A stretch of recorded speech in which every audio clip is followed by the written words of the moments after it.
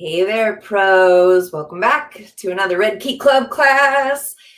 This one is about Twitter. So, hi, folks who are here live. Hi, Victoria, Holly, Hume, Lyra, Red. Let's see here. Let's see if my Swiss cheese brain can get everybody's names pronounced correctly today. Good morning, everybody. Okay, so today we're going to talk about Twitter. Twitter is my personally favorite social media platform. I'm not a huge fan of Facebook for a lot of reasons, them being highly censored for sexuality topics, only being one of many.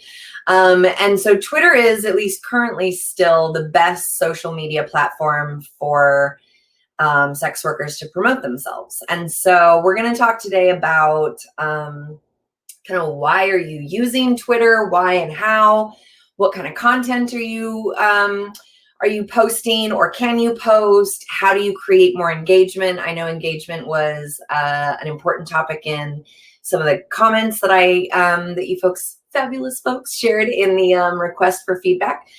So we're going to talk about those things. And as always, I've got a bunch of content to share, but feel free to jump in and ask questions because I want to make sure to give you as much helpful information as I can. Now, like all topics, it will not be possible to cover everything in the next 90 minutes, right? Social media in general is a huge topic. Twitter is a big topic, and there will be things that I'm sure that I won't necessarily get to today, but I've got a lot to cover. And so we've got the fan on me because I have my door shut, and so I have this very sleepy-faced model in the wind thing going on. Okay, so let's first talk about what are some of the obstacles that you faced? I always like to get the pain point out just right on the table to begin with, right? So, yay, hi, Natasha. Nice to see you, virtually speaking. What are some of the obstacles that you have faced when it comes to using social media in general, but Twitter specifically? Victoria says fakers, yes, right? People who are just time wasters or do all the multiple profiles sort of a thing. Oh, Natasha, the rabbit hole. It's like the number of times that I'm like, okay, I'm just going to go on and tweet this one post. And then 20, 30 minutes later, I'm still scrolling, right? Exactly. I'm just checking this one thing.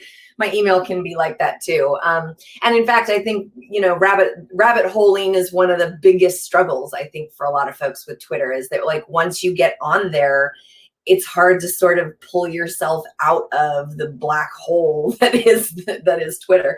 Holly says, I feel like I have nothing to say or that the posts get repetitive. Okay, well then we're definitely going to be talking about that, Holly, because there's actually a lot of different types of content that you can share.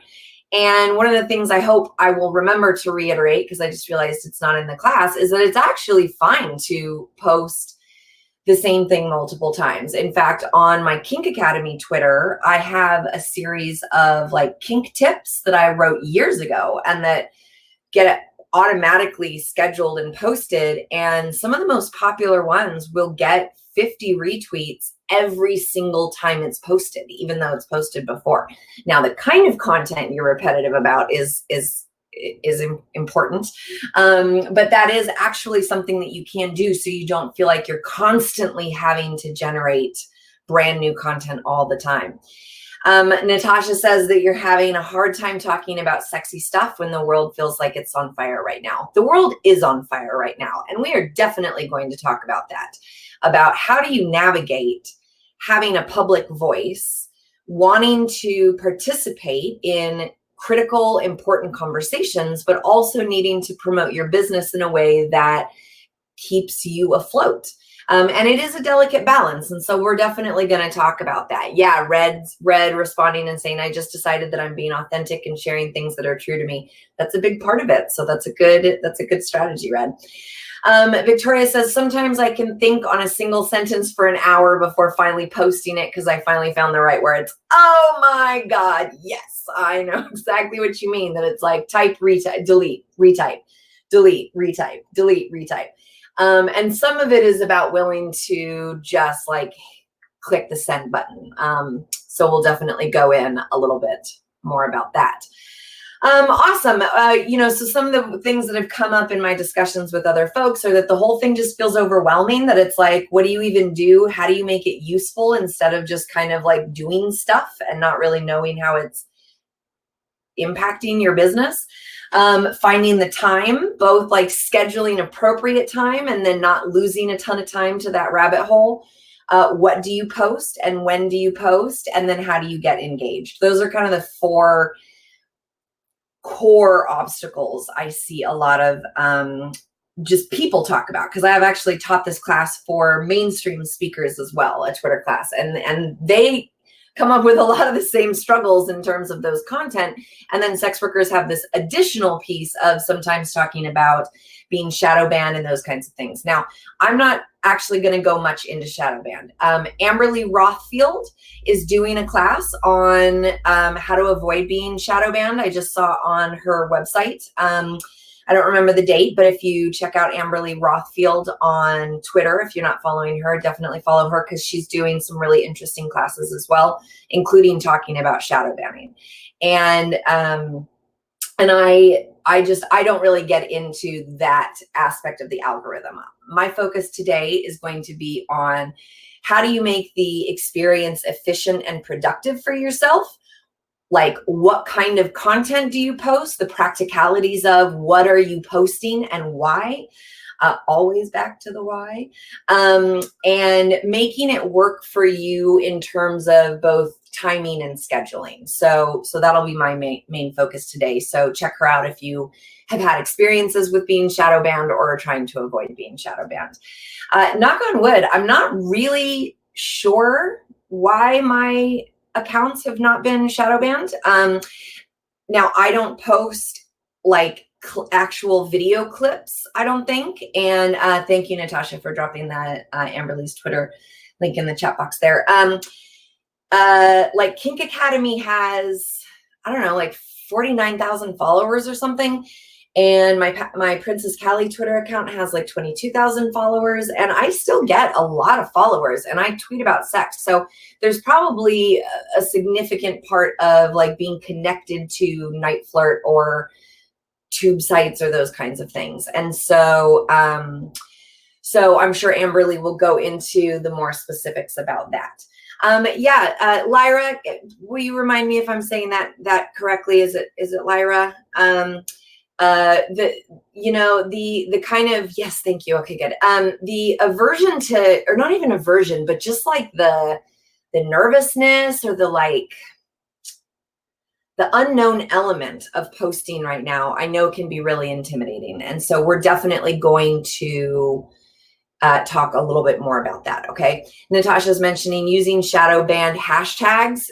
That makes sense. Posting nudity and too many auto posts. That makes sense.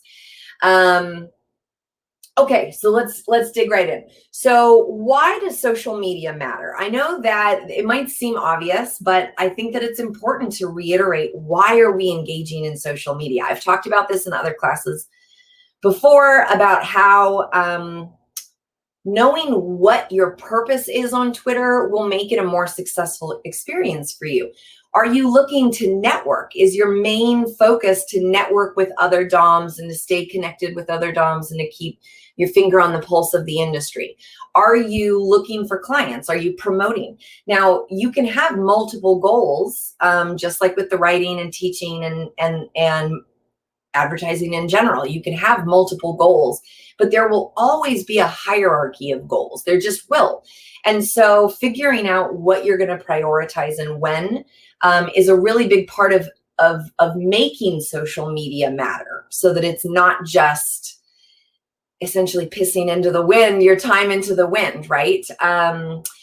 Holly says that some of your friends have a filter installed, so auto posts don't even show up in their feed. Yeah, I mean, I have like hashtag follow Friday, the hashtag FF, hashtag blocked, because I end up getting I always really appreciate being included in signal boostings, like theoretically, but practically I end up getting a ton of tags and mentions and stuff that really clog up my feed.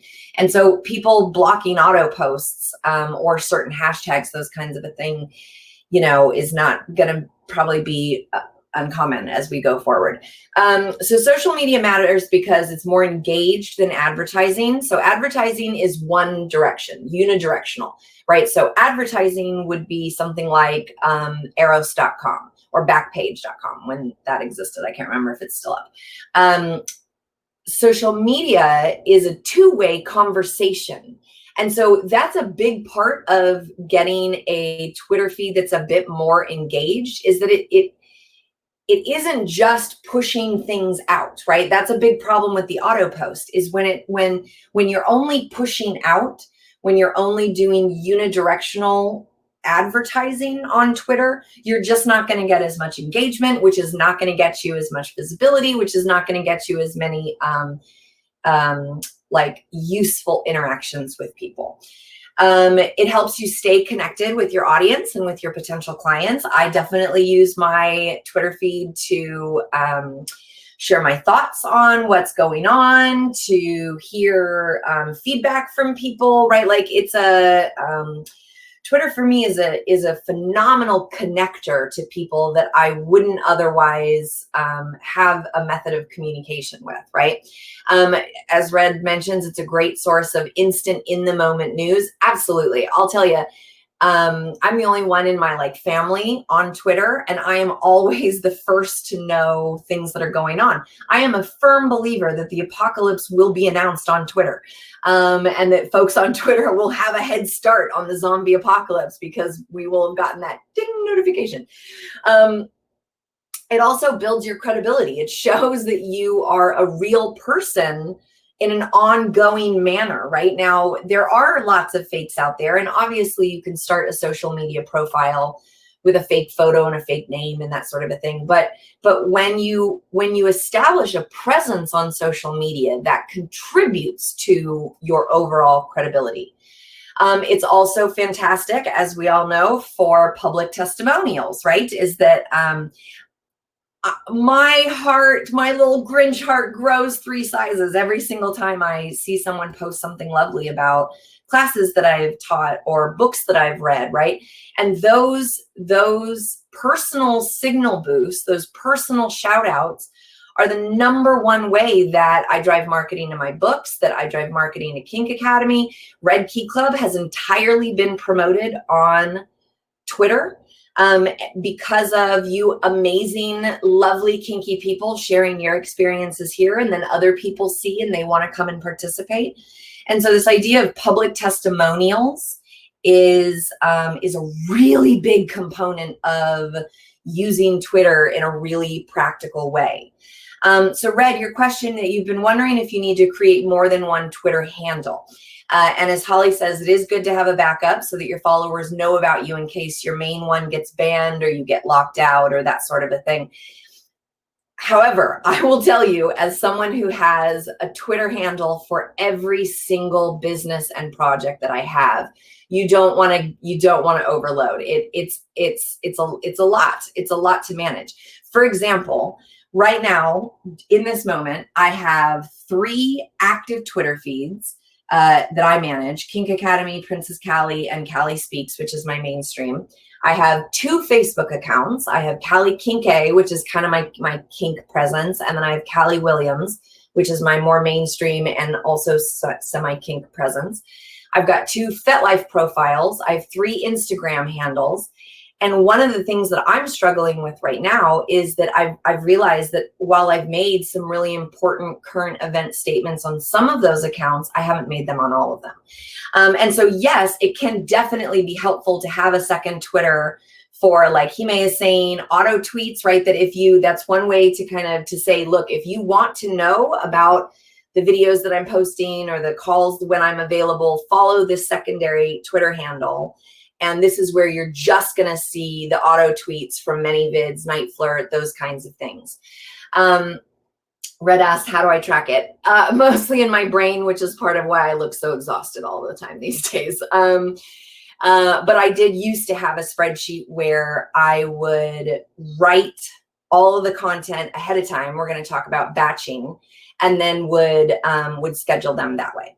Okay, and kind of the last reason that social media matters is that it shares your adventures. It really does give you a sense, not only of credibility, but of personality, is that people get a sense of who you are, how do you speak, what matters to you, what kind of things do you share, right? And so it's, of course, a great place to post selfies and to share your personality in a way that's brand building, okay?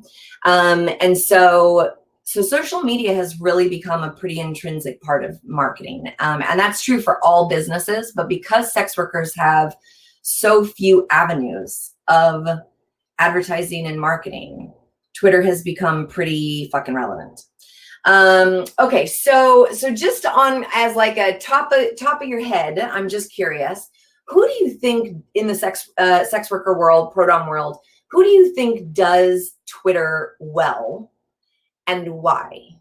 So we're only going to touch on this for a couple of minutes, but who do you think, when you see them on Twitter, who do you think does a good job of the following things? Brand building, so that it contributes to the understanding of who you are, what you represent, how you do things, right? So personality sharing, sort of thing, content delivery, obviously, right? Like, is there anybody who's doing really amazing content delivery? So Miss Eveline, I names are hard. Mistress Ava, Miss Eveline, I'm gonna guess that's how you say it. Fantastic. So the fact that they came up a couple of times is usually a pretty good sign. Michelle Lacey of Order of Indomitus. She's always posting her life updates, session pics, work upgrades. I agree. I think she does a good job. Mistress Blunt is fantastic.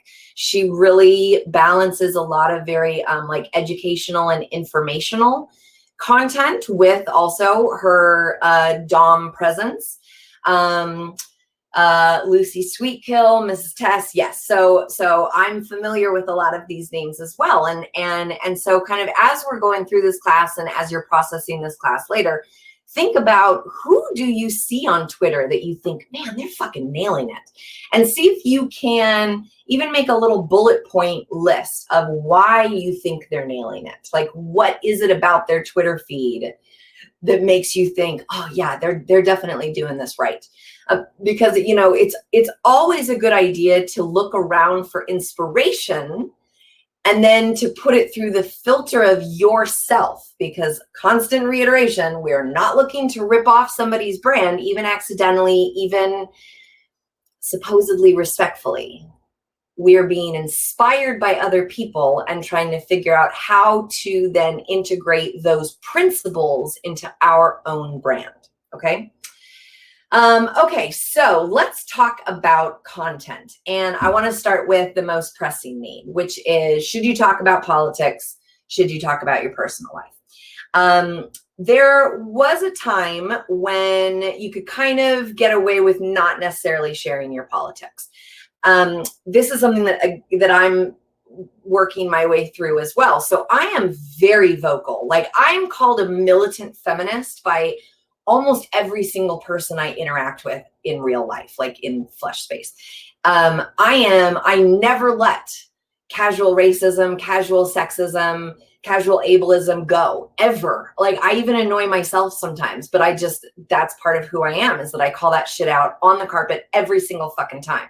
But I have not historically talked a lot about my politics online.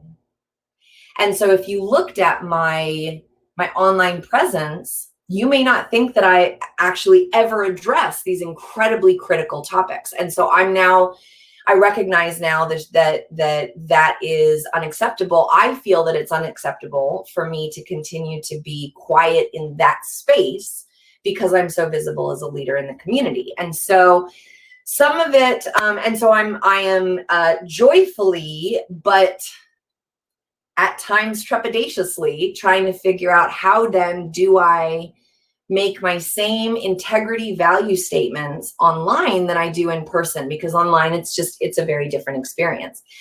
And so when it comes to talking about politics and talking about your personal life, you do have to find the space that's comfortable for you, right? So like in terms of personal life, I will never talk about my romantic partners or personally sexual partners on Twitter or publicly ever. Like I'm just really private about those things. I've had multiple questions of whether or not I'm asexual because in 20 years, I don't talk about that shit. And I will never talk about that shit because some things I have to keep for myself. And so, navigating, whereas I have friends that talk very openly about their partners. Maybe they do cuckolding fetish and scenes, maybe they don't, and they just are presenting a more holistic vision of themselves than I am, right? And so your own comfort level does matter. You just have to understand that silence is a choice also, right? And that's the part, especially when it comes to politics, that we're seeing a lot of right now, is that people who historically maybe would have thought that it wasn't appropriate for them to speak out about racism, sexism, what their political beliefs are. And so they might have just kind of kept it a little under wraps. Well, now that silence is seen as complicitness and appropriately so to a certain degree. And so, how much you talk about this stuff and how it's integrated is going to be a matter of your choice. Now, I always want to call attention to the privileges that some of us have, like myself as a white, cisgendered, fairly, middle class individual. I have the privileged opportunity sometimes to choose what to write about and what not to write about. And that can be a tough thing to navigate. And I'm definitely not qualified to talk all about white privilege, but I know that sometimes it's important to leverage your privilege. And so if you can do that safely in a way that feels, you can still do it in a way that is appropriate to your branding, right? Like who mentioned earlier that's to say that you're sharing authentically the thoughts that you're having and that sort of a thing. And so, talking about current events might be a boner killer. So how important is it to you to talk about important events?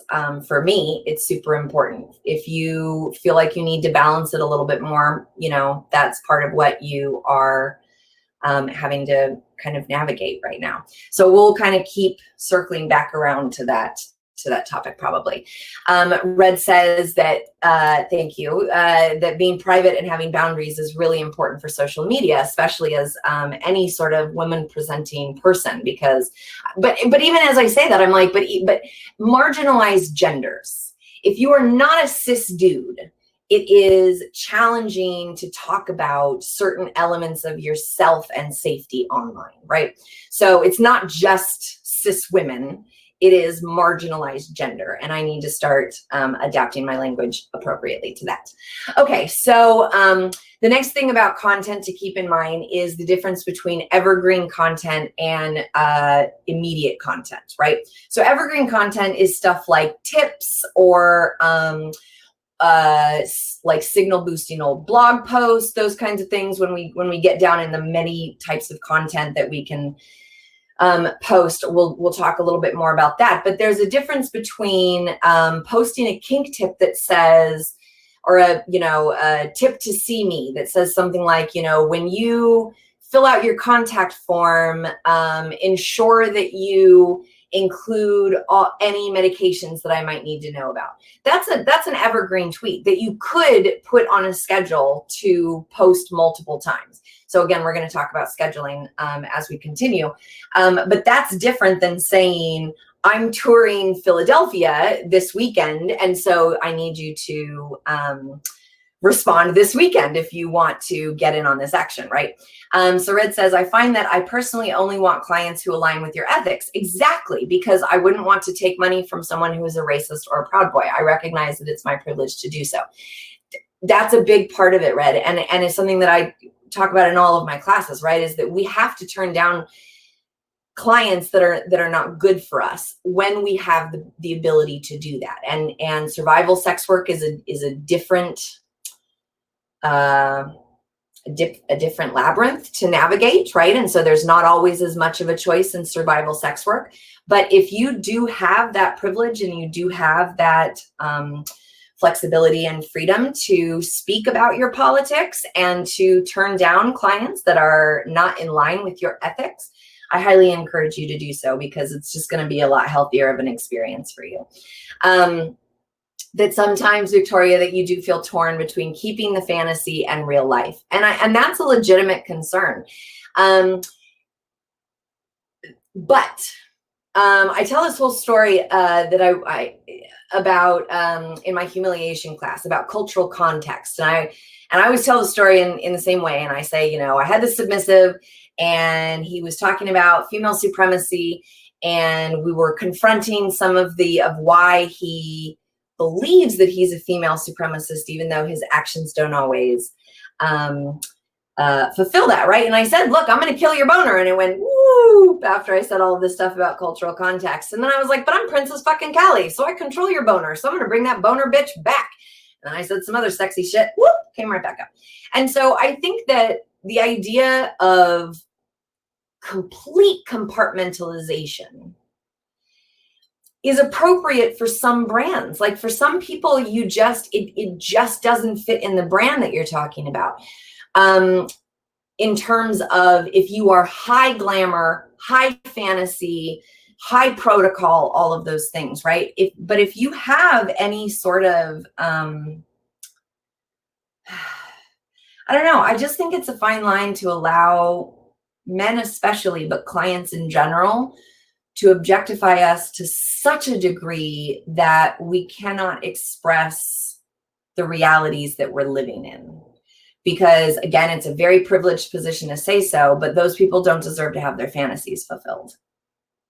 In my snarky bitch value system. Okay, Natasha says, I have conversation starters that go out every Wednesday morning. Feel free to join in or use the starter with credit, of course, as inspiration. Yes, conversation starters. So as we get into kind of what kind of content you can post, that's a really great way to get engagement, to not only do a similar theme, but to do it in the same time frame every day or every week, that sort of a thing. Natasha says, I really like connecting with clients on all level and have always been out, but not terribly vocal as a liberal snowflake. And it has lost me clients, but it has allowed deeper connections with those that I have. And I think that's a really good point, Natasha, is that you may lose customers, but those customers were probably not going to be a healthy, positive, profitable experience anyways. And so Victoria says, we understand that, but do the guys understand that as well? Of course not. That's why they need us to teach them things. One thing I've noticed the last few months is that they're only or at least mostly interested in their kinks. So boner killer means losing client. And I understand that. And that's where, again, there is no one right answer to this. I really don't believe that there is one right answer to this. I think that it is possible to acknowledge your politics, acknowledge your values and your care about what's going on, and then refocus on your business. You have a right to run your business. You know, and so some of them do hate real life talks, and they are allowed to want to have an escapist fantasy, right? That's why they're coming and that sort of a thing. But when that escapist fantasy puts us at risk, that's when I just kind of go, I don't think I'm going to cater to that. Natasha said that you had someone write and say that they could no longer masturbate to you for your politics. that you had no idea where they, yeah, it's like, well, that sounds like it sucks to be you, would be my kind of cunty response. Okay, so I'm going to read one more comment and then I'm going to keep moving over here. So Red says, I believe we are so nuanced humans, and being female dominance really does highlight how we are varied, and that is conveyed via our social media, especially as we engage. Mistress Velvet is a prime example of this. They send feminist texts to their subs to read and do homework before a session. Yes, I've talked about that too. I think that's, I used to joke that I was not into forced feminine, I wasn't into forced feminism. I was into forced feminist. Now I feel like I'm fucking that up. Okay, I'm going to move forward. My brain is starting to get a little fried, I think. Okay, so cross-posting is good in terms of if you post content on Twitter, it's totally okay to post it on Instagram or FetLife, those kinds of things. But it's best to have a slightly different version for each of the platforms, just so that it doesn't seem like spam to people who might be following you on multiple contents. One of the really helpful things in terms of approaching your content is to look at it as batch tasks, okay? So batching your tasks, if you haven't heard this phrase, it's something that is talked a lot about in the entrepreneurial world. Batch tasks mean that you're basically doing like a what's the thing where you put the car pieces on an assembly line. So batch tasks means that you're going to write all your content.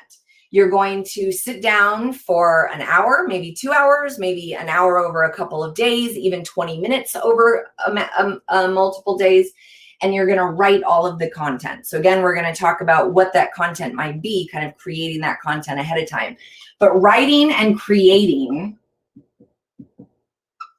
is step one of the batch process, okay? This is a big part of how you can avoid getting trapped in the rabbit hole. Because if you have to, and also with that same struggle that someone mentioned earlier in terms of like writing and rewriting and writing and rewriting a sentence, right?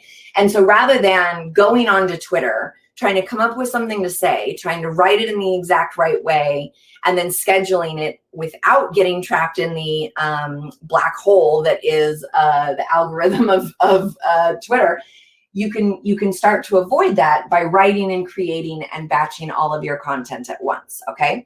So, so that you batch first, and some of it, like, you know, writing and creating, that means like that you're literally writing some from scratch. Right, so some will be from scratch that are going to be totally unique and original to you. Some of them you're going to search for, right? And so maybe you might be including a quote or an image or an article from somebody else, right? So you're going to search. So some of it's going to be from scratch, some of it's going to be search, some of it's going to be text, some of it's going to have photos, right? And so you're basically going through this part of the process all at once.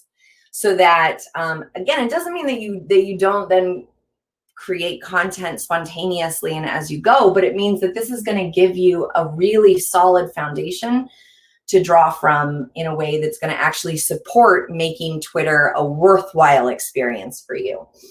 And then in terms of content and scheduling, which I'm going to talk about a little bit later, is that the second step in batching your tasks is to schedule. And I use a scheduler. I use Meet Edgar, MEETEDGAR at meetedgar.com.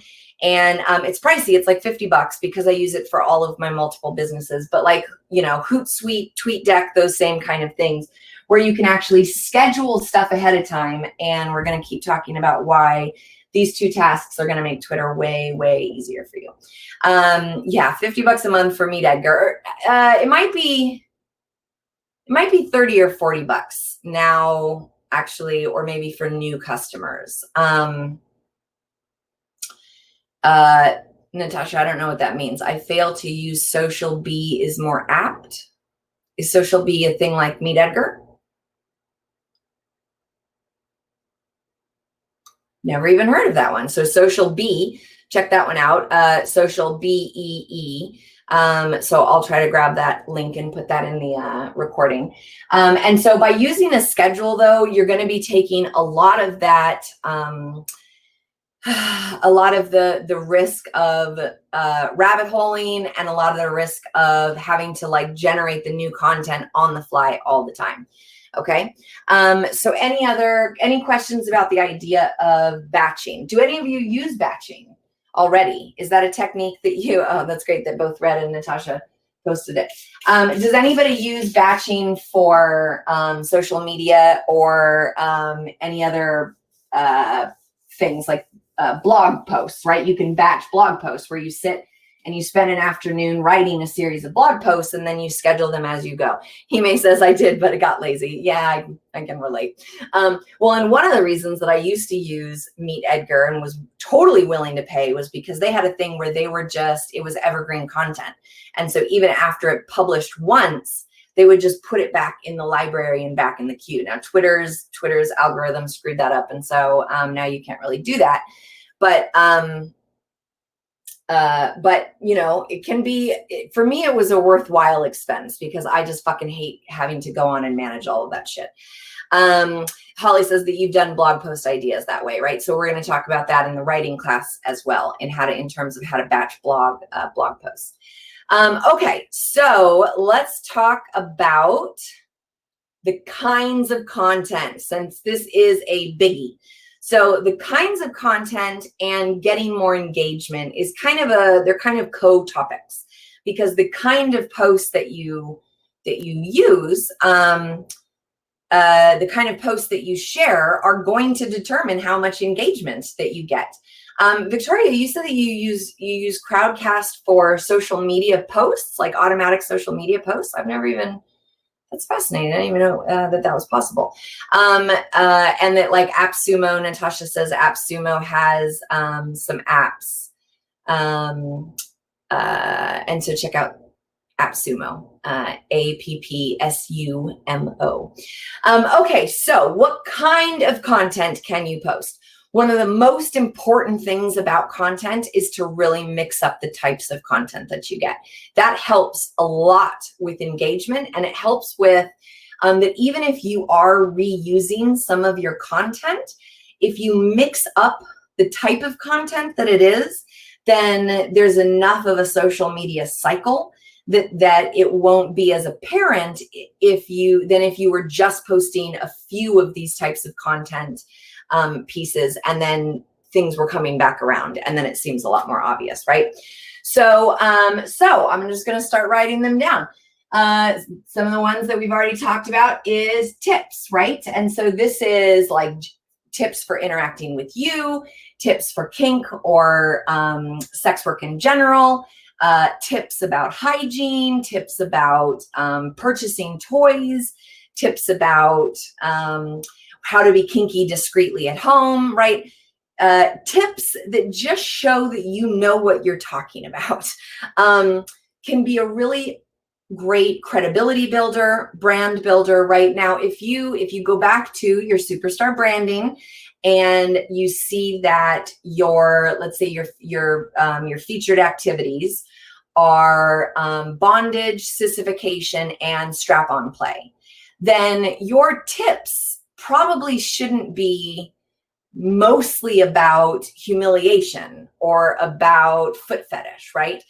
You want your tips to be relevant to the brand that you have been building. Now, it's great to mix in those other topics, but you really want to make sure to be emphasizing your featured activities that we talked about. Yes, tips like info, not tip as in money. I mean, tips, wait. No, you don't want to give tips. You don't want to give money tips to other people. You want to give info tips to other people, and then they give you money tips.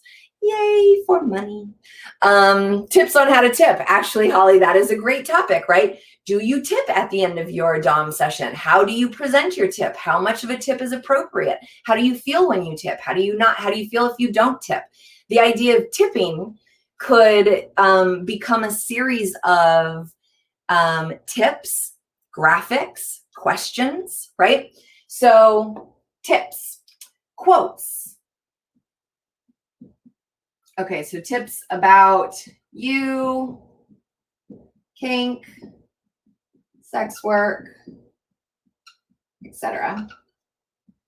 Okay, quotes from you and from famous people or well-known figures. The important thing is that when you quote somebody else, you credit them. Okay, quotes can be a really great like fluffer content. And that's not exactly how I mean it, but like bulking content, right? Is that quotes can be a good way to just kind of mix things up, to add something that isn't a sales thing, or that isn't something that's directly to you, but is maybe a quote that articulates your philosophy or exposes some deep thought that you have had, something like that. Quotes, polls. Polls are great for engagement. So I want to mention something about trying to force engagement, though. So one of the things that happens to me a lot is that because I have a lot of followers, people will sex workers will tag me in their promo photos. Or they'll tag me in a poll or a question that they've posted.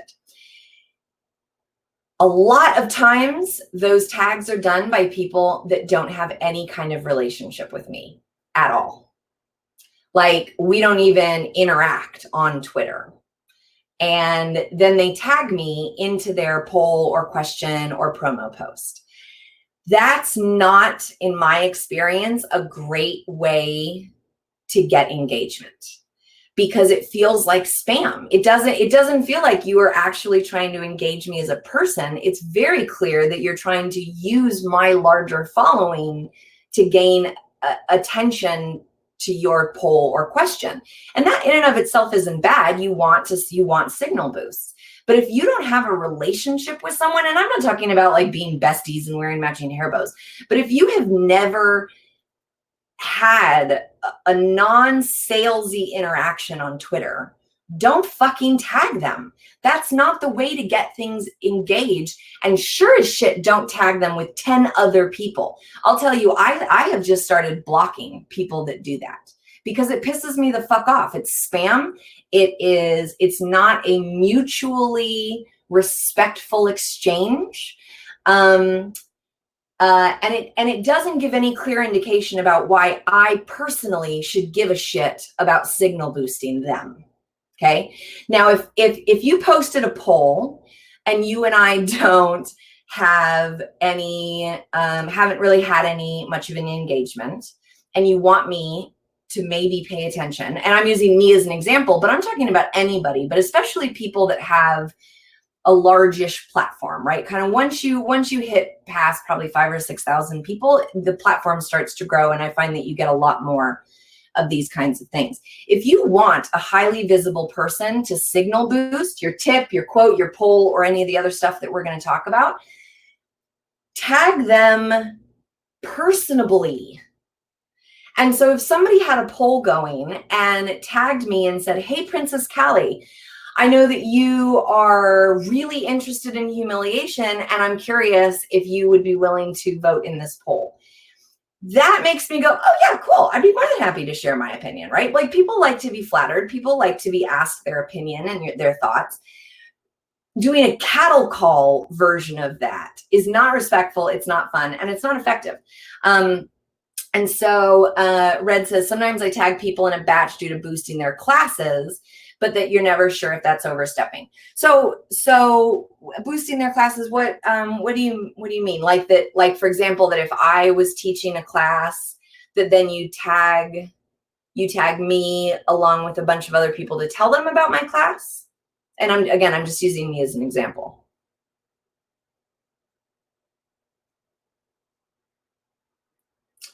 Okay, I'm going to keep talking. Okay, so there are threads and a lot of classes, and I will add you.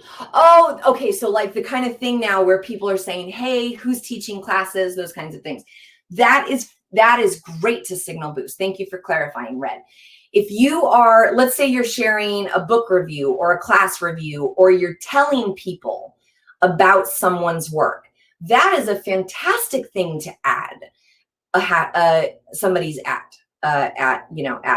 handle to, because you're giving to them. You are sharing their work. You're signal boosting them.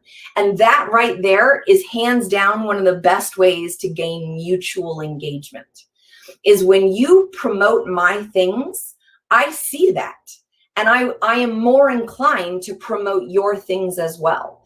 And so, that's one of the big things about, not that like what we're going to continue talking about is sharing your own content, but a good kind of rule of thumb to follow is that your Twitter feed should be about 80% your own content and about 20% of signal boosting other people, sharing people, just for the sake of sharing, not necessarily that kind of spammy signal boost thing, but like sharing things purposefully.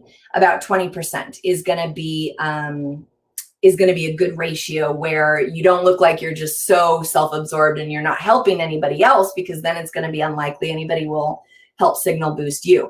And I appreciate, Red, that you want to make sure that you're not being insulting or disrespectful or that sort of thing. But I want to clarify, if you are giving someone a compliment or talking about how much their work matters to you or has helped you, or you're trying to share someone's content with someone else, like that's happened a couple of times in the last few days on Twitter. You guys are fantastic about that, where if somebody's talking about humiliation, you'll say, oh, Princess Callie says this in her book, or, oh, Princess Callie talks about that in her classes. That's amazing and is deeply appreciated, and is much more likely than if someone was doing that, like the way that a lot of you do, and then messaged me and said, hey, Callie, would you mind signal boosting this thing? I would be all over that shit. I would be so happy to signal boost. Now, I don't always remember or see stuff because I have, 22,000 followers. Those kinds of tags are okay. And just to finish my thought on this, and then I'm going to keep moving on the content.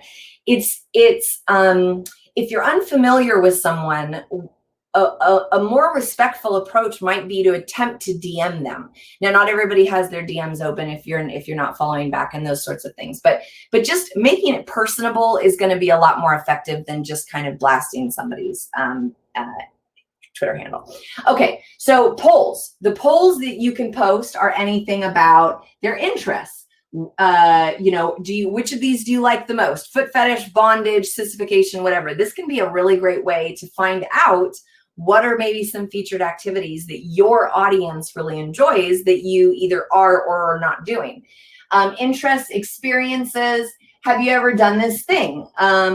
Yes or no. Have you ever been in bondage for more than an hour? Yes or no. Would you evers, right? Like, would you ever allow somebody to hang you from your ankles from a bunk bed? I'm a fucking weirdo. Right. So experiences and kind of like, have you ever or would you ever sort of questions. Fears and fantasies. Okay. So these are just some of the topics that you could cover theoretically in polls. Another type of content is book reviews and recommendations. Giving your clients and submissives and potential clients reading assignments can be fun for everybody, right? Like if sissification is one of your featured activities or something that you really enjoy, do some book reviews on books and maybe come up with a couple of fun assignments that you're like, read chapter 4 and post on Twitter a 3-sentence summary of what you learned from that chapter, right? So your book reviews in terms of like what you're reading, what you think other people should be reading, that kind of stuff, but also saying like kind of assignments that are attached to that, which then leads me to free tasks and assignments. Now, I know that this is sometimes a point of contention for folks. And by this, I mean this, the free. And if you don't give free assignments, that's okay. But we live in the year 2020 where people are used to getting teasers, getting a trial, getting a taste, right? And so again, you can take the exclusivity route. You can decide that you don't get anything unless you tribute or pay for it, and that is a reasonable option. But it is also a reasonable option to offer free tasks and assignments, especially if you're trying to get engagement. Now, engagement on Twitter may or may not lead to clients. Okay. So again, we're going to come back to what is our why? What is our hierarchical why? Before you be able to use Twitter to gain a lot of direct, concrete clients, you may have to build more of a presence. And building more of a presence means that you want to get attraction, like you want to attract people whether or not they're paying or not, right? So I have 22,000 followers on Princess Callie. And the reason that having so many followers is helpful is because, just statistically speaking, if this is my Twitter follower amount, right? This is 22,000 people. I need to put the word out to a bunch of people who don't actually want my services in order to find the people who do want my services, right? And so the more people that I have looking at my overall feed, the more likely I'm going to have people that will eventually turn into clients, ideally, right? That you have almost no people that'll do your assignments, so you find them odd. So you find the assignments odd, just to clarify, or you find it odd that nobody will do the assignments. Because again, you know, my first thought is, are those assignments in line with your brand? Are those assignments in line with the activities that people are most attracted to with you, right? So like, I mean, I could, if I was going to become a pro dom tomorrow again, an active one, because I am a pro dom forever in my spirit. If I started giving assignments around bondage, I probably wouldn't get all that much engagement because my audience doesn't associate bondage with me, right? And so when you're giving assignments, making sure that they elevate, they heighten, they focus, they contribute to your branding is going to hopefully, theoretically, attract more of the appropriate clients for you. I'm working on a chunk of the Pro Dom Playbook that will have an way more substantial list than this, even about the content that you can do.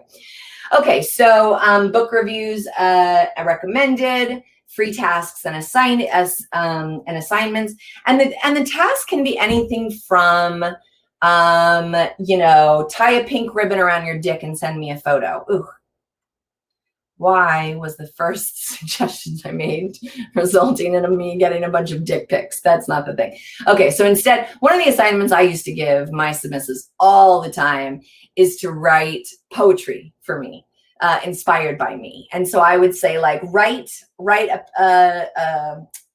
a poem about my hair, and they would have to, you know, go and write something entertaining for me. Show off your lipstick skills for sissies, right? Exactly. So having something that is going to be engaging in their kink, in the creating a client retention strategy class. I talked a lot about using assignments ahead of time. And so if you didn't see that class, definitely go back and watch, because I talk quite a bit more about assignments. Okay, so next is activity descriptions, or what I like to think of as enticements. Because as we all know, even though here at the Red Key Club, we're working hard to shift the paradigm of focus from activities onto feelings, most kinksters, especially clients, focus on activities. That's just a reality. And so when you use enticements that that bring their mind back to experiencing some of those things, are going to be very effective. Now, if you can combine some of these things, right? So you maybe start with an activity description, right? So maybe I just got a new flogger. And so I'm going to start talking, I'm going to start tweeting about how I really love, I'm going to start with like a photo. And I'm going to talk about, I'm going to use like sensory words to describe the feeling of the flogger tails, right? So I might say, oh, like the suede is so soft, and yet on the edges, I can feel where it will cut your flesh.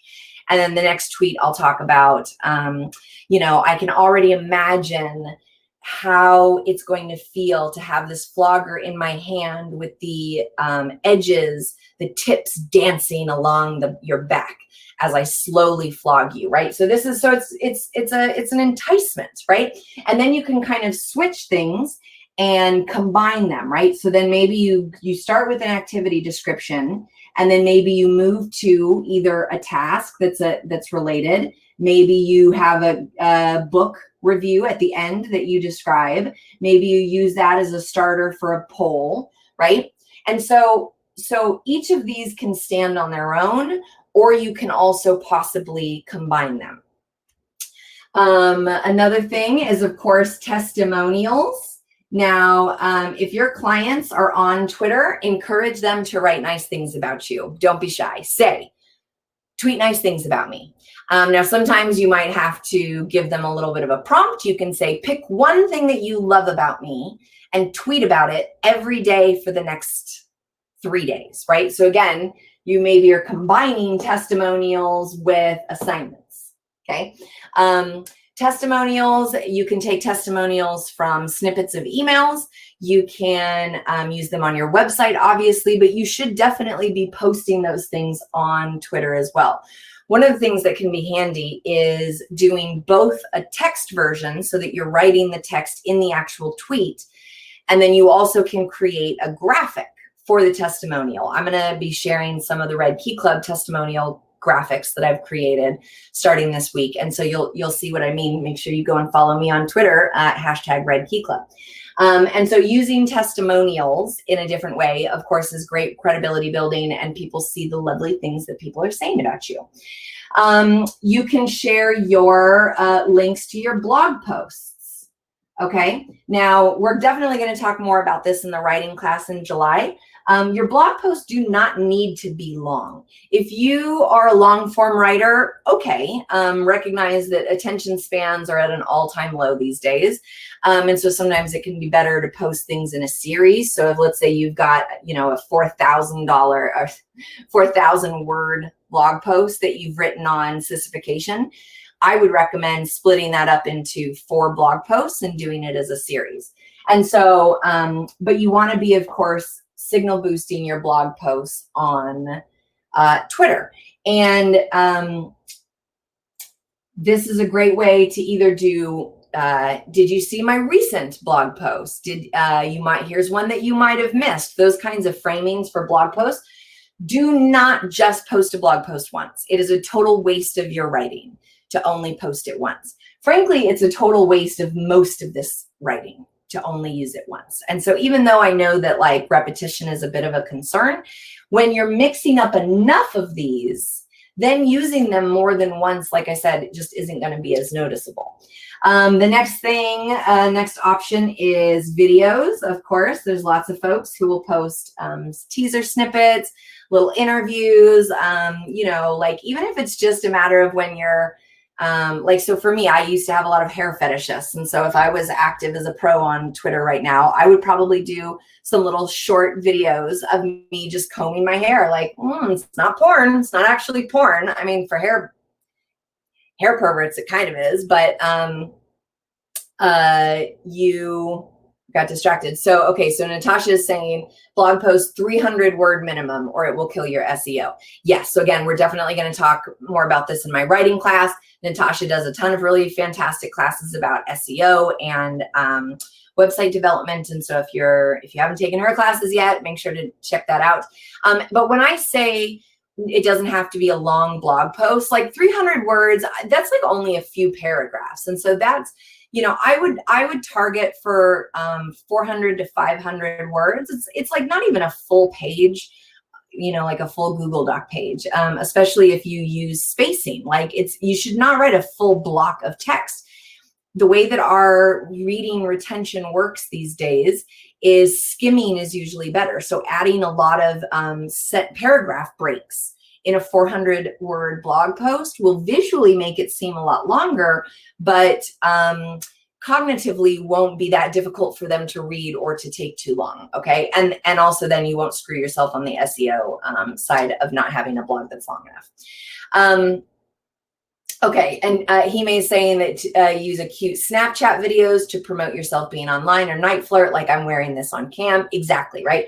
So little videos that are just, and they don't always have to be sexual. Sometimes, like if you're making your really favorite pasta, again, this is it's about brand building and personality connection. And so if you make like a killer bolognese sauce, do a 30-second video of you like cooking your bolognese sauce. I think that's how you say it. And talk about how much joy you get from cooking. Those sorts of things, again, are just really going to break up the sales pitches that you have to be sharing, the auto posts, the come talk to me on night flirt posts that you have to be sharing. And so Natasha's saying in terms of blog posts, and I don't want to get too far off into the blogs themselves, more to think about SEO, the social media promotion of it, but that SEO likes headers, Natasha says, which are easy to scan. And so don't get overly clever in your blog titles. We're definitely going to talk about more in the writing class. Okay, next, I totally did not write this correctly, so we're just going to pop this over here. The next is going to be questions. So questions are different from polls. Polls are the poll feature in Twitter where somebody has a limited and specific number of options. So they have to choose A, B, C, or D. Whereas a question is a bit more open-ended question. Now, a thing about open-ended questions is that they can be really great for engagement, but you have to be careful to stay on top of them.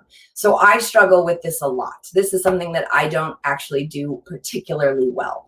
And I'm continuing to try to find the best method for it. So like, for example, I, a few days ago, posted a question, an open-ended question about what is the Prodom experience on FetLife? Like, do you use it for marketing? Have you ever used it for marketing? What's your experience like? Well, I got 52 responses in a couple of days, and I spent a lot of time on Twitter, but not that much. Also a reminder that if you do get a ton of engagement and you're retweeting responses, make sure that you don't do it all at once, because that will be spam. That is how your audience, your followers will experience it. And so I end up having to kind of like, I batch retweet, where I'll like respond to 4 or 5. I'll retweet a couple without a comment, and then I just like the rest. And as I did on this most recent thread, I said, you know, there's a lot of really great answers here that I didn't retweet. Go into the thread and look at it. So questions are fantastic for engagement, but you need to be prepared to have a two-way interaction about it. And in terms of questions, if you don't have a lot of followers, this is another good time to respectfully tag folks that you know or that have larger platforms with you. Again, so if you posted a question, let's say you posted a question about what's your favorite chastity device? And you said, hey, Doms, what's your favorite chastity device? That's the open-ended question. First of all, one thing that I've learned that definitely helps a lot is to include in the question, please respond and retweet. Or even if you're running out of characters, you can remove please. Respond and retweet, right? Tell people what you want them to do with it, because that way they know what you want. And so when you ask a question, so let's say that you ask an open-ended question, you don't have a lot of followers, you're not getting a lot of engagement. Instead of tagging and saying at the Princess Callie, at Chicago Mistress, at 12 other people, and then not putting any other, like I'll get included in those things, and then there's not even any other indication. It's just like they posted a question or a poll, and then they tag like 40 of us, and it's like, what do you want me to do with that? Instead, to post, hey, At the Princess Callie, I know you teach a class on chastity devices. What's your favorite thing, right? Something that is even slightly personalized is way more likely to get engagement than just cut and paste, tag everybody fucking on your list. So again, the questions might be about past experiences, fantasies, favorite toys and equipment, things that they love about you, things that they're afraid of. All of these same sort of topics can be just reformatted in a question, right? Related current events is another thing that you can be tweeting about. And so sometimes that's talking about the whatever is the current tragedy, because our world, this timeline is totally fucked. And so like whether or not you're talking about current events that are kind of broadly happening in the world, or whether or not you're talking about current events in the sex work world specifically. But it's, sharing current events is not a bad idea when you mix them in, and and it's especially better if you can just give them a little bit of context yourself. And so even if let's say you're sharing a Kink Academy post on, no, that doesn't make any sense. Let's say you're signal boosting something about healthcare. I was like, what of the many things that are getting fucked up right now do I want to choose? Let's say there's something relevant about healthcare where healthcare providers are denying sex work healthcare, something like that. You can retweet the article, but it's better if you retweet the article including a sentence, something of your own thought process, okay? Event announcements. So these are like press releases. So it might be that you're teaching a class, or you're doing a special, or you're having a very specific kind of night flirt call available, right? Like my ignore line is going to be on for the next 2 days, that sort of a thing. So event announcements. And then of course there are photos and sales / promo. Okay, so this is a mess, but this is a ton of types of content that you can be choosing from, right? And so if you find yourself that you're only posting sales promo with an occasional question and you're not really getting a lot of engagement, you really need to diversify your content. You need to start incorporating other stuff, stuff like quotes, stuff like graphics, stuff like polls, things that are going to bulk up the opportunities for engagement. And here's the thing, you kind of have to stick it out. Even if you're not getting early engagement, you have to keep doing it, and you have to keep trying, because I know it can be really frustrating to like tweet out into the void and to not get the response back that you want. That happens to me sometimes, and I have a fuck ton of followers. But you just have to keep posting, and then maybe to try the same question at a different time of day, or maybe rework the phrasing a little bit, right? But you have to really keep testing. So visuals are really critical. That's true for any business, quite frankly, because our brain registers and pays way more attention to visuals and photos than we do just to text, especially when the text is just scrolling past. And so, graphics improve engagement.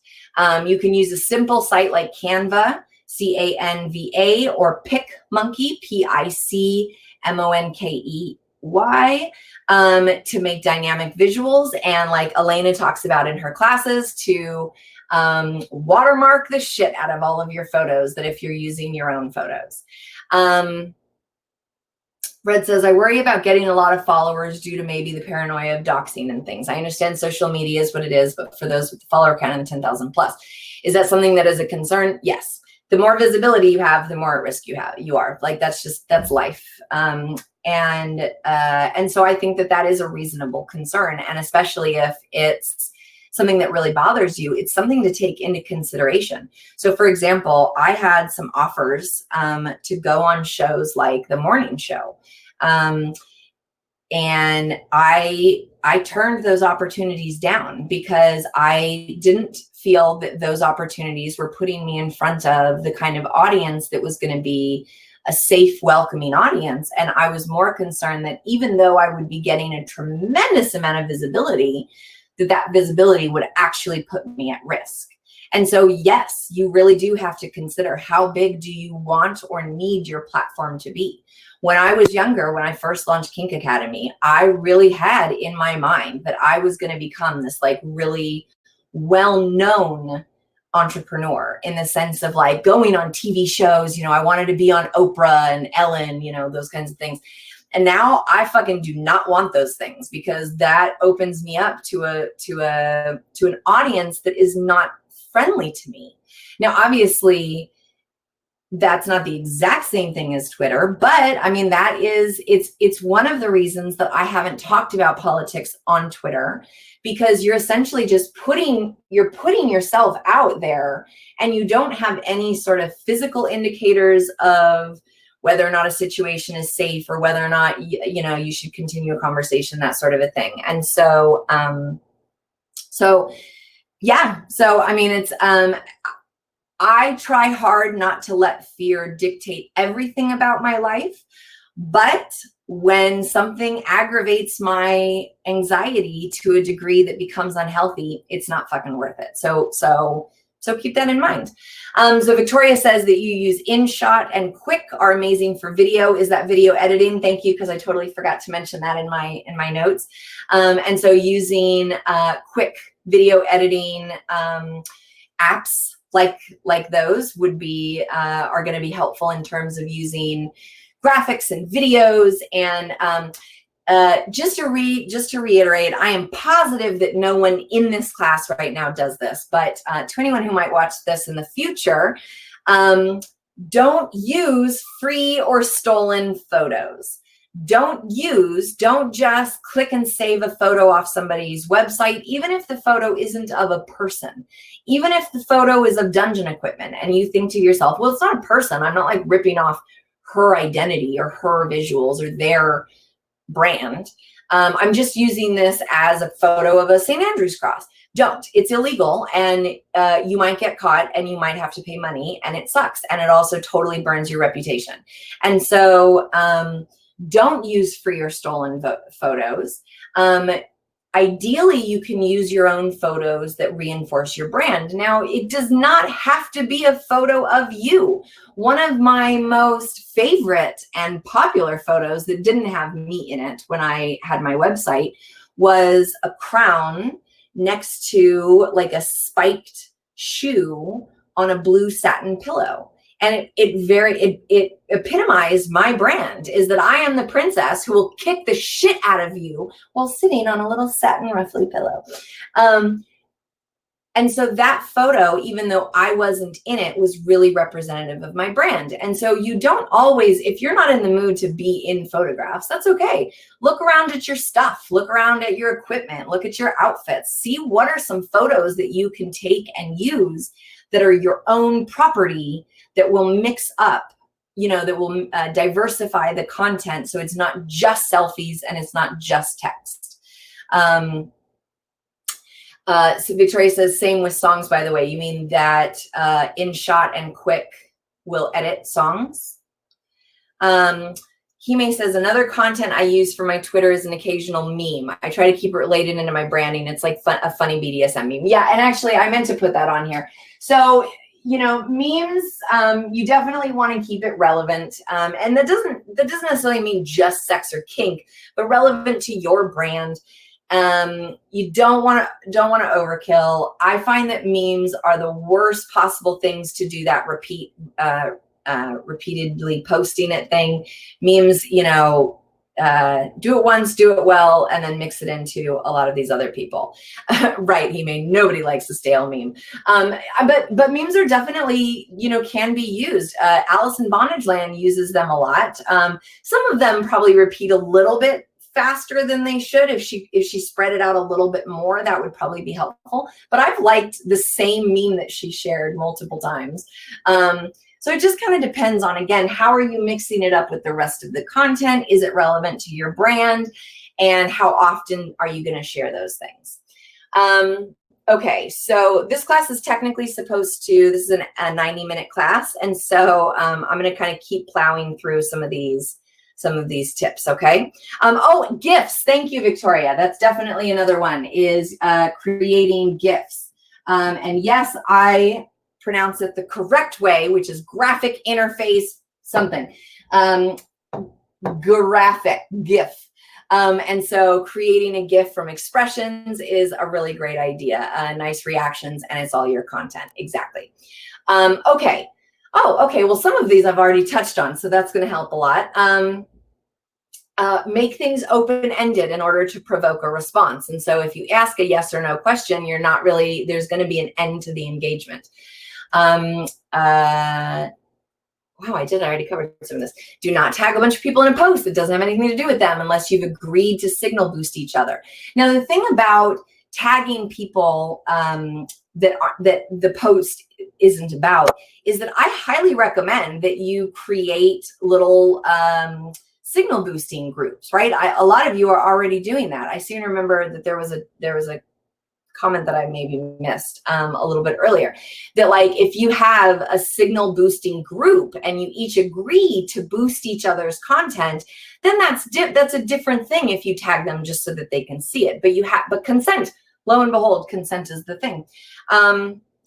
Yeah, so Natasha says, anyone interested in a Twitter support group, retweets, conversations, tools, message Natasha Strange on Twitter.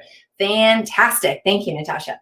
Okay, so I mentioned earlier that hashtag Follow Friday is most effective when you tell people why they should be following that person. Again, I get it, the kind of mass posts, and it does help with getting some followers, but it's a more effective sales pitch to follow someone if you say why, and you don't just like list them with a bunch of other people who may or may not have anything to do with them. And you know, honestly, another element of doing those kind of group Follow Fridays is that one of the reasons that I muted that hashtag, one of it was because I was getting a lot of just like, it felt like spam. But the other thing is that I would sometimes, there's not all that many people in the pro dom world that I don't like or that I don't get along with. There are a couple that I would fucking poke in the face with a dirty fucking stick. And when I get lumped in with those people on Follow Fridays, it's like, nope, I'm never going to promote this, because I will never promote something that includes someone who I think is not a good person, right? And so just in terms of when you do Follow Fridays or when you do those kinds of signal boosting things, adding something personal is going to create more engagement and is going to be more beneficial to whoever it is you're trying to signal boost.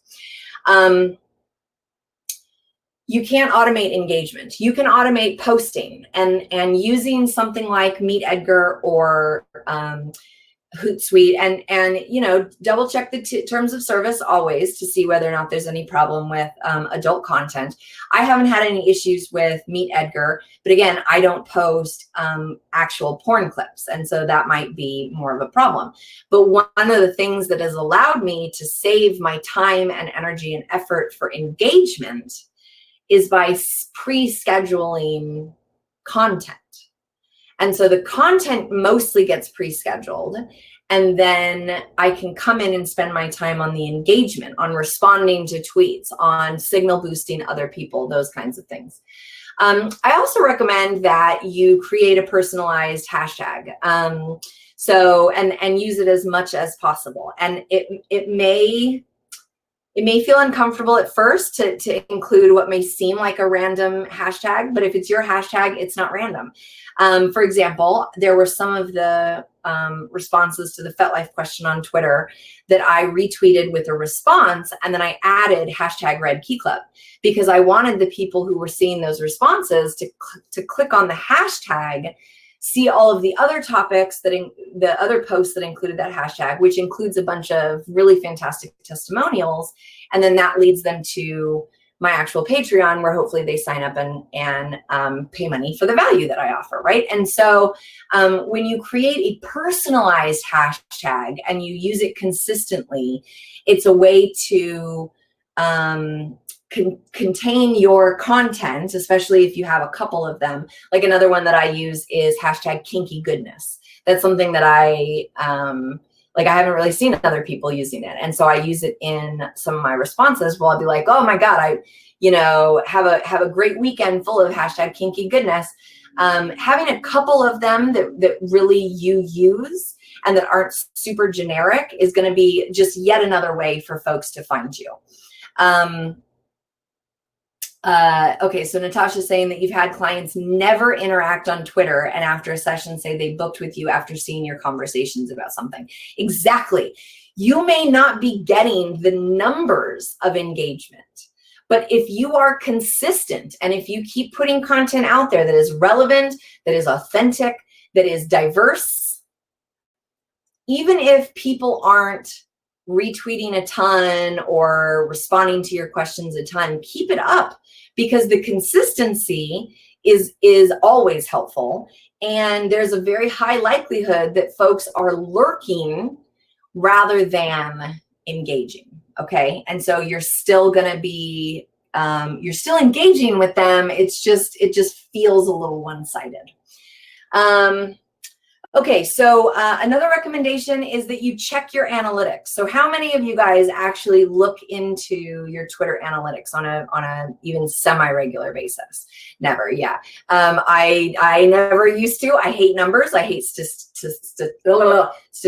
I have dyscalculia. I get really kind of I used to get way more overwhelmed literally with anything having to do with numbers. And so I just really wouldn't pay attention. But if you want to start upping your engagement and figuring out what is working for you, rather than doing the spaghetti style, right, where you just throw something at the wall and see what sticks, looking at your engagement, right? So we've got never, yes, nope, sometimes never, occasionally never, right? I know, Val, I get very overwhelmed too. But even if you just pick one or two things to look at, and like what's getting retweeted. So you don't have to look at like what's getting likes. You don't have to look at percentage of engagement, any of those things. Just look at what is getting retweets or what is getting responses. Pick one thing to track and start with that, just as a way of starting to get comfortable and starting to just build the habit of clicking into your analytics to see what's going on. Because it definitely can be surprising where it's like, oh my God, I didn't even realize that tweet that I posted about my famous bolognese sauce got 100 likes and 20 retweets. And that's more than I normally get. And so maybe I do need to start talking about my passion for the kitchen, right? And so when you check those analytics, even if you're only checking one or two things, it's going to give you insight into whether or not what you're doing is working. And if you look at your analytics and you're like, I'm not getting any likes, not getting any retweets, not getting much engagement at all, then take a look at, do you need to shift or diversify your content? Do you need to maybe try to post at different times of the day? Like if you're an early bird and you're just posting at 6 a.m. your time and you're not getting a lot of engagement, maybe that has to do with the time that you're posting, and maybe you need to try to shift the time that you're on Twitter to lunchtime when there's a lot more people that are also on Twitter, right? So taking a look at your analytics and figuring out, are people engaging? How consistently are they engaging? And what do you need to change or shift or reassess in order to up the numbers that are important to you, okay? And I mean, honestly, checking analytics and like managing analytics could be its own class, one that I should not teach with my dyscalculia. But it's something that you don't have to, just like the money management stuff, you don't have to start with everything, get overwhelmed, and then stick your head in the sand, which is something I did for 10 years with my finances. You don't have to do that if you can pick one thing that you want to try to work on. And start with that one thing. Do the next right thing. as Elsa and Anna say in Frozen 2, which is an incredibly delightful movie. If you have not seen it, I'm a bit of a Disney fan, and I actually really liked Frozen 2 more than I liked Frozen 1. I also have a sister, though, who has gotten married and gotten very traditional, and I basically want to be a queer nature spirit in the forest, so maybe that's why I like it so much. Right, it is. It's on Disney, too. Okay, so the last few little things here. So scheduling and staying focused. Some tips on scheduling and staying focused. You want to break the steps down into manageable tasks and schedule it into your calendar. Even if it means that you need to get a cheap kitchen timer and set a kitchen timer to give yourself 10 or 15 minutes, and you're going to get up and walk away at the end of that 15 minutes or 30 minutes or whatever the case may be. So don't try to do everything all at once. Batch your tasks. Write as much as you can. Create as many graphics as you can. Do some short little video teasers and clips and get those ready, right? You can put them all in a spreadsheet. You can load them up into your scheduler, those kinds of things. Oh my God, Raven, kitchen timers are quite literally one of my top 3 favorite kinky toys. Is a deck of index cards, a kitchen timer, and a banana. Those are my 3 favorite non-kinky kink toys. The fucked up things I can do with those 3 things. But you have them all over the house. Well, and especially for anybody with ADHD tendencies, those kind of timers can be really helpful, because if you are getting sucked into, and like if you have any sort of, I forget the word, like cognitive management stuff, right? Where you get kind of sucked into the class, or sucked into the task that you're doing, and you kind of lose track of time, then timers could be really good. You want that class. Wait, which class? Oh, the class about the index cards, the kitchen timer, and the banana. I do teach a class called The Lazy Top's Guide to a Creative and Exciting Scene. So we'll put that on the list. About my wanker story. Yeah, the time that you have to be really careful with kitchen timers, because the sound becomes very Pavlovian, and when you attach it to horny things, it can result in very amusing situations. Okay, Red says that you use a music playlist based on the length of time that you need to focus or do a task. That's fantastic. So setting a timer, batch relating tasks, content creation, scheduling, and monitoring and responding. So you want to batch each 3 of those things. And so again, so it's content, scheduling, engaging.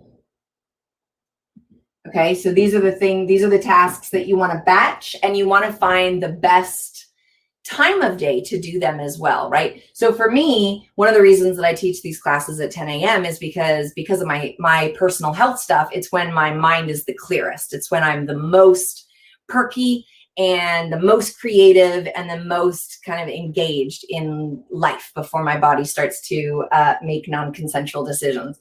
And so I always start with content in the morning. Like that if I need to work on content, I know that I'm going to do that first thing in the morning. Generally, when I do engagement later in the afternoon after I've gotten a bunch of other work done, right? And so those are time frames that I'm also going to batch these things in a way that's going to work best for me. You might actually be the exact opposite. You might be like, oh my God, mornings are so hard to get my mind going. I'm going to batch content later in the night. So it doesn't matter when you do it, but just grouping and batching these tasks together, it really is actually more efficient that way than to write a tweet, schedule the tweet, monitor the tweet. Be purposeful. I talk about this in so many of my classes, probably all of them. Be purposeful. It's really easy, and you are not to blame for things to be a bit more reactionary, right? That you're constantly reacting to what you think you should be doing, or something that somebody else said, or an idea that you just got.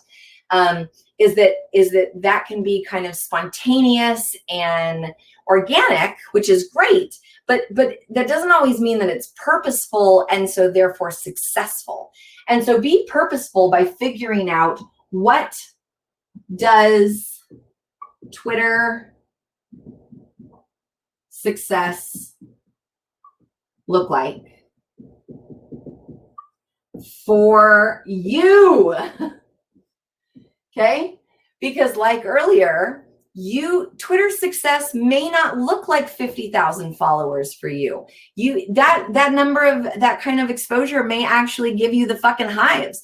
And so what does Twitter success look like for you? Does Twitter success mean that you are engaging with your peers and you are building a strong network of colleagues to rely on and bounce ideas off of and support? Are you looking for clients, and how are you going to go about doing that? Do you need a lot of followers in order to get the kind of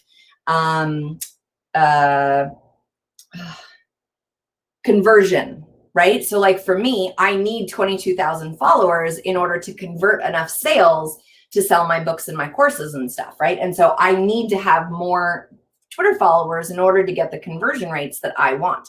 But if conversion rates aren't the purpose of you being on Twitter, that may not be such a big deal. And so being purposeful and making sure that your time on Twitter reflects the goals that you've set is going to be the best way to continue to make the experience more efficient and successful and pleasant for you, because you know that I believe all of this stuff should be pleasant at the very least. As I mentioned earlier, it's great to look at profiles of people that you respect and or are similar-ish to your brand, not because you're looking for things to rip off or things to like, you change one word and then like it feels like a different thing. That's not true. But it is a great way to get inspiration and to see how are they doing this in a way that might work for me within my brand, right? So looking at other profiles. And then a big thing about making Twitter work is consistency. And I know that it's really hard, and especially if you struggle with the rabbit holing or not knowing what to post, then it can be kind of like a, not binge and purge, but like a, that you're like on a whole bunch and you're engaged a whole bunch, and then you like disappear for a little while. That's going to make things a lot harder for you. So Raven asks, how often do you suggest that you post? So a couple of times a day is kind of the minimum. And this is where auto posting can be helpful. Now, if you only have 3 kinds of things in your auto posts, or your auto posts are always that you're available on NightFlirt or your OnlyFans vids, though I don't count those. I mean that you need 2 pieces of interesting content a day. And then you can add in your other sales stuff and other engagements or just more spontaneous interactions, right? Like, for example, my FetLife question, that wasn't a planned content. That was something that was just part of what I was thinking about because of the work I was doing on Proton Playbook. And so I asked a question. And so, but posting 2 to 3 times a day of interesting content, mixing that in with then the auto posts and your sales posts and those kinds of things is going to give you probably enough diversity in your feed that it's not going to feel like a constant sales pitch to your followers. Victoria says, I also think that it feels off when somebody is always online, always responds within a couple of minutes, and then claims to be very successful in whatever. Yeah. Then why are you on 24/7? So I try to vary in replying. Absolutely. And again, for some, if timeliness and responsiveness are part of your brand, then that makes sense that you are doing that you're going to be as available that way, because you're making that part of how people see you. Whereas for me, scarcity is a big part of my brand. The fact that I am not fucking available to be people's beck and call person and to answer responses and those kinds of things. Now, sometimes it gets a little loosey-goosey and it takes me a little too long to go back on there. But I agree that actually varying and not being so quick on the response, like immediate quick on the response, is probably not a bad idea. Red says, I appreciate you saying that. So many people focus on the follower count. Being purposeful is important on Twitter and in life. Yes. If you have 20,000 followers and nobody is buying your stuff, your follower count doesn't matter. Like, it may feel good. It's definitely sort of a modern superficial validation of our voices, and I don't discount that at all. But if that's not getting you to your goal, then it actually doesn't matter. If you had 100 people on your Twitter feed who responded to questions, who bought your clips, who gave you testimonials, those 100 people are way more valuable than those 20,000 other people. There's a kind of a classic, even though I don't think it's super old, book in the entrepreneurial world that's something like your first 100 or like 100 fans. I'll try to remember to look it up and add it in the recording notes. That talks about how rather than having a big flat platform, you want to have an engaged platform, and that engaged is always better than big. And I think that that's really important when it comes to Twitter, because, yep, like Natasha says, you can buy Twitter followers. So Twitter followers don't actually mean all that much. Let's see here. I sometimes, sporadic, that's me. I sometimes worry if people assume I don't have a life because I'm so active on social media, but you're so connected in general due to work and things. I think that I know I'm kind of contradicting myself. That's because there's no one right answer. So being very online, as they say, is not in and of itself a bad thing. I spend a fuck ton of time on Twitter because Twitter is the main place that I promote all of my businesses. And so not only am I on Twitter for professional reasons, but I also have a lot of my friends are on Twitter. And so that's the way, like, I don't fucking like Facebook. Facebook is boring, and boring people are on Facebook. All of my fabulous, kinky, slutty, sexy folks are on Twitter. And so, I do spend a lot of time online. I think that it's not a bad idea then to occasionally be kind of overt in framing that, right? And so read that you can say, you like, make it part of your kind of regularly scheduled things that you're addressing. So to say something like, I love spending so much time on Twitter. I'm able to not only promote my business, but stay in touch with like colleagues and friends, right? So dropping those kinds of reasons in of what is your purpose on Twitter, what's your why, is going to, for people who are paying attention, and those are the only people we like, they'll give a context for why you spend so much time online, right? And Victoria is exactly right, that there's a difference between immediate response and kind of quick response. I often wait too long to respond to people on Twitter. My Twitter feed gets a little overwhelming sometimes. Sometimes people's responses get lost.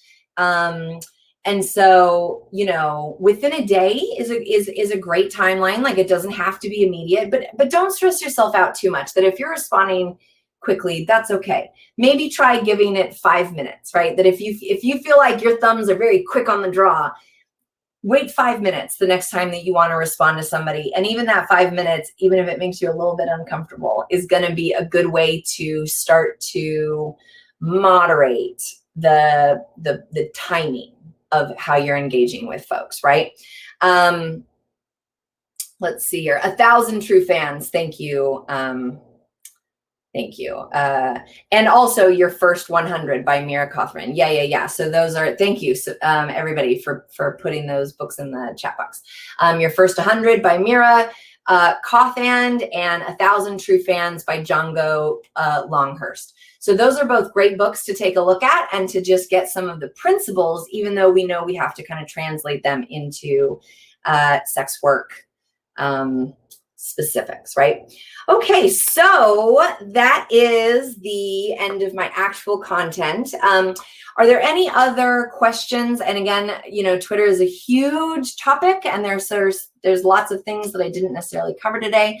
But are there any things before we wrap up here in a few minutes? Is there anything that you wish that I would have talked about today that I can maybe riff on a little bit?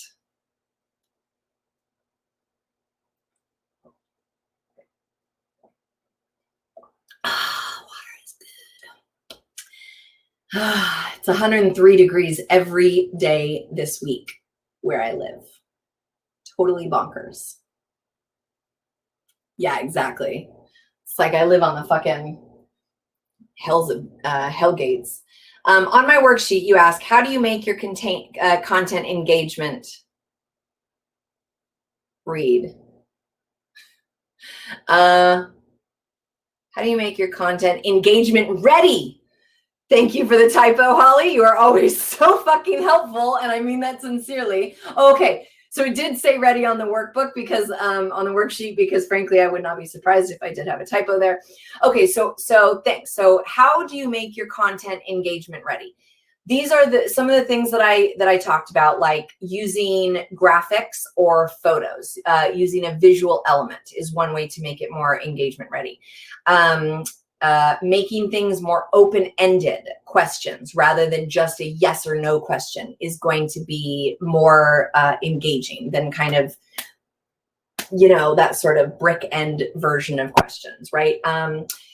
That when you're engaging and when you're trying to get other people to signal boost, you're not making your content engagement ready when you tag 12 people in content that doesn't directly relate to them. But what you can do to make your content engagement ready is to do a personalized outreach to say, hey, Mistress Holly, I know that you talk a lot about insert topic here. I posted this question and I'd love to get your thoughts. Right. So engagement ready, meaning personalized and personable, right? All of those words are some of the sort of top things that come to mind in terms of engagements.